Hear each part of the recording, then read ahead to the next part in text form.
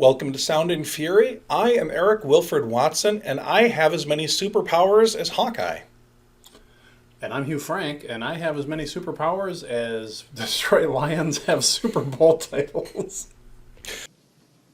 Nothing! Absolutely nothing!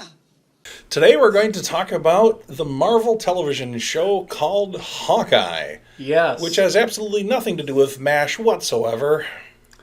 Oh. Well, that then.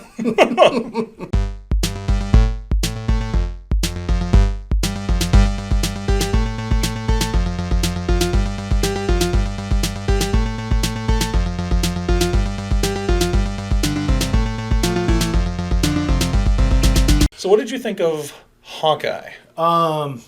So I... As a whole. Yes. Which I... On the whole, it felt pretty good. I was actually drawn in immediately in the opening pre-credits, and I believe I messaged you right away. I'm like, you're going to love this. There is zero exposition. I complain about exposition dumps. You do complain about exposition dumps, and this was, by the midway through the credits, you knew everything you needed to know about Haley Steinfeld's character. You knew how she was attached to Hawkeye, not necessarily how she was going to join the series or whatever, but you knew, like, okay, here's this young girl, here's Hawkeye, here's this heroic moment, seen through her lens. A little bit of hero worship, A little bit of hero worship. She, tells her mom she needs a bow and arrow. You see all the trophies stacking up. You see her trials and tribulations, and all this while the credits are rolling.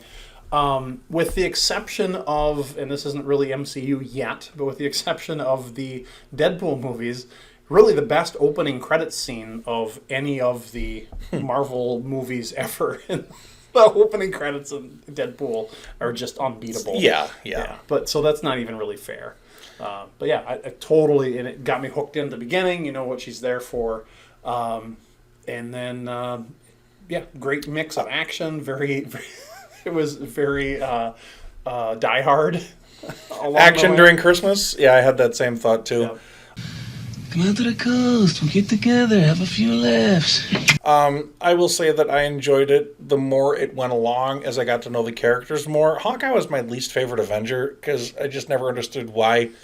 Like, there's a god from space with a hammer. There's a big green guy who can smash things. There's a guy with the suit that can shoot lasers out of his fists. There's a guy with the bow and arrow. Yeah. I don't get... The city is floating. The city is floating. And I have a bow and arrow. None of this makes any sense. That's like a fourth wall break, too. They're looking at the audience like, we know this is stupid, but we're doing it anyway because it's in the comics. But no, once I got to know the character for real, I really liked him. And he's a down-to-earth, lovable dude. And you want him to achieve his goal. He's got limitations as a superhero. He's a regular old human being. They don't explain why he has supernatural abilities to shoot bow and arrows more than human beings would be able to shoot bow and arrows. Right. He has a hearing aid. I mean, he's just a regular guy. After a fight, he tapes frozen stuff to his shoulder. As a middle-aged man with aches and pains and partial deafness from too much metal. Well, not too much metal. There's no just such thing enough as metal. I identify with Hawkeye. I totally do. Yeah. So spoilers for here on out. Yeah. We highly recommend Snape the show. kills Dumbledore. I think it's safe to say both highly recommend the show, but let's talk about the specifics. Yes.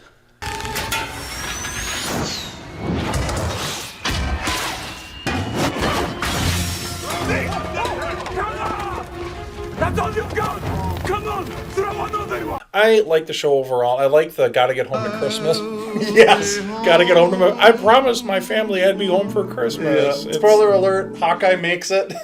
And I was worried. I was very worried. Again, they did the same thing in Age of Ultron. It's like, Hawkeye's going to die, Hawkeye's going to die, Hawkeye's going to die. Oh, but he didn't see that coming. And then he actually makes it to the end. And then, of course, you finally find out what that Rolex is all about. What was that Rolex all about? It had a 19 on the back of it. I didn't understand that reference. So, Mockingbird. Mockingbird, don't everybody have you heard? She's gonna buy me a mockingbird. Mockingbird is another agent. She's Agent 19, S.H.I.E.L.D. Agent 19. That would be... Did she work for Spyrail? DC Comics reference. Anyway, continue. Does that remind you of an episode of Star Trek? Yeah, who watches The Watchers? Jeez. Well, no, The Watcher is from Marvel. But anyway, so... but she's actually an agent in her own right. And it's implied because she's doing background research for Clint and etc. along the way. And it's implied that she maybe has some spy background. And then seeing the little 19 on the back is just that subtle nod saying, yes, that was her. And then he says, you got to do a better job of keeping track of your shit. And that's, yeah. So it actually, Laura Barton may or may not be her real name because Mockingbird has a different first and last name in the comics. So either she assumed the name Laura Barton or they're just rewriting her origin. It's hard to say. But it'll be neat to see, she could come back. And I think they left the door open for Clint to be the man in the chair. He could be, he's just too old and beat up to really do much more action stuff. He can hold his own. But now you've got... transition him to a different role. Yeah, transition him to a different role. And then why can't I think of her name now? Kate...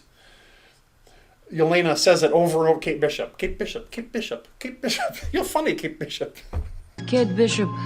I usually see plot twists coming before they're totally going to have this surprise happen later. I'm usually pretty good at predicting that, but I was surprised when her mom ended up being, the actual her fiance with the mustache was actually a good guy. Yeah, Jack Duquesne. Yeah, and I kind of identified with him too. It's like he's just trying to keep the family together kind of thing, and he's totally clueless as to all this other stuff that's going on.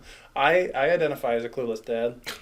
And so Jack Duquesne, first I thought he was a villain. I'm like, oh, he's kind of a dick. But then I realized, no, he's just a clueless dad. Mm-hmm. Like, I know what that's like. And I like that. And it makes the previous suspicions in context make sense. And I thought that was clever. Right. I do feel a little bit sorry for the bad guys in the truck that got zapped by the shrink arrow that got hauled away by an owl, presumably to their death. What is that?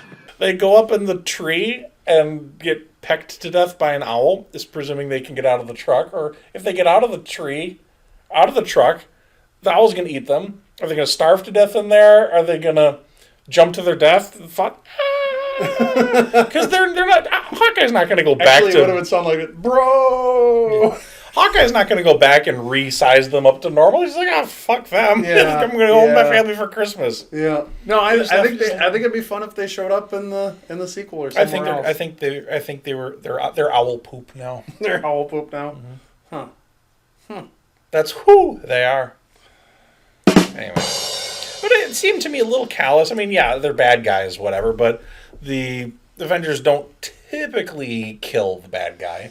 No, I mean, Captain America's definitely shot people.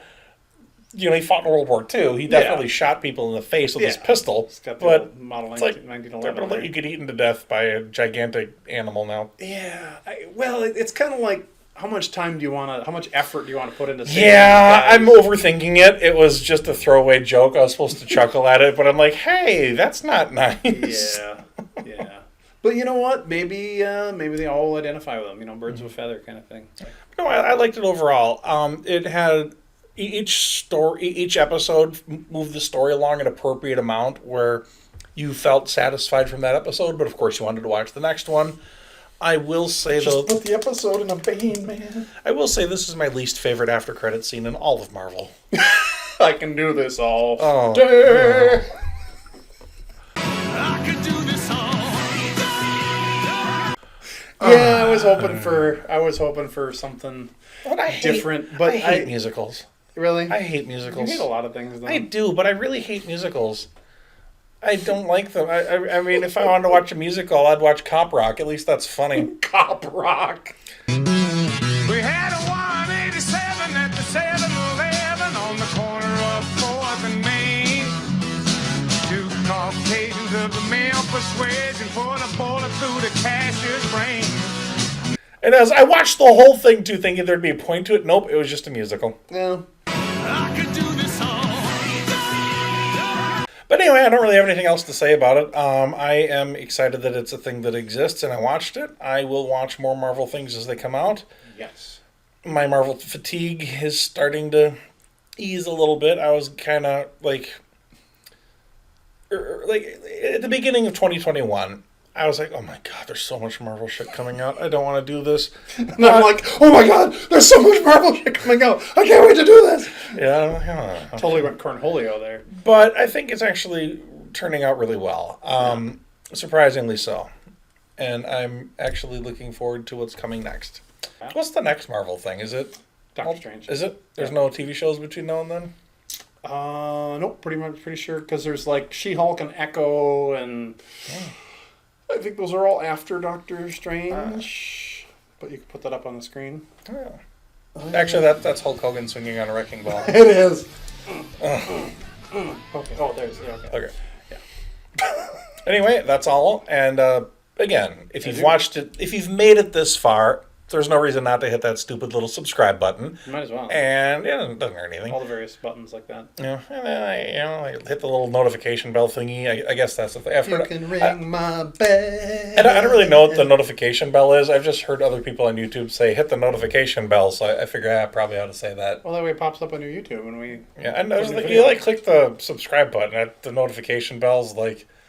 The next thing. If you already subscribe, I don't really get the notification bell. But then again, I'm a notice. Yeah.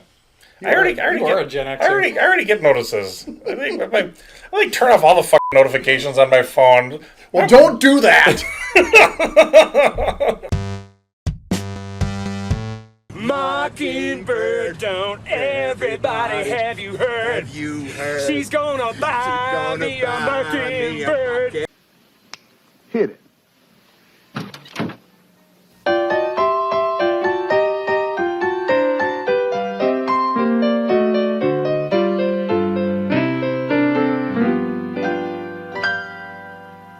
He's guilty, Judge, he's guilty. You could see it in his eyes.